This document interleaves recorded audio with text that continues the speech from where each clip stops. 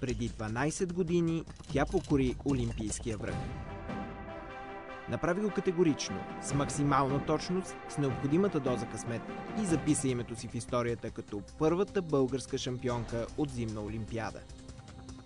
Екатерина Дафовска направи реални мечтите на поколения спортисти и донесе неимоверна гордост на цяла България.